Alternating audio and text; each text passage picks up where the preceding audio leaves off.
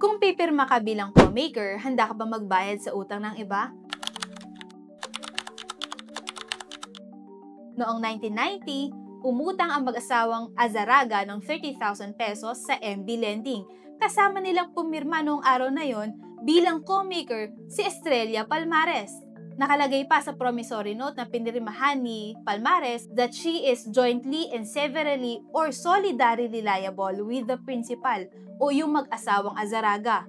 Nagbayad naman sila paunti-unti pero may naiwang balanse at dahil daw hindi na makabayad ang mag-asawang Azaraga, kinasuhan ng MB Lending Company si Palmares, yung co-maker. Siya lang at hindi sinama ang mag-asawang Azaraga.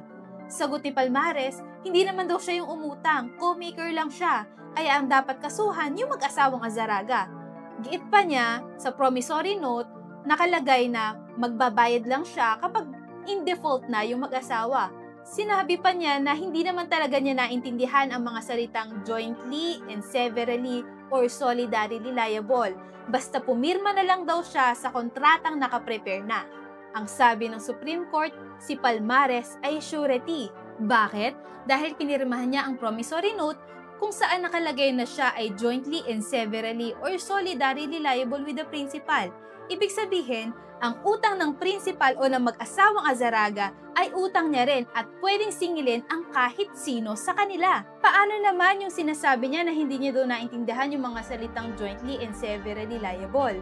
Ang sabi ng Korte Suprema, hindi porkit hindi niya naintindihan kung ano ang pinirmahan niya, ay hindi na siya liable. Dahil valid pa rin ang kontratang ito. At higit sa lahat, voluntary niya itong pinirmahan. Linawin natin, ang surety ay direktang mananagot sa mismong obligasyon. Ang guarantor naman ay pwede lang singilin o habulin kapag hindi na talaga makabayad ang principal. Ibig sabihin, pwedeng ang co-maker lang ang kasuhan at habulin.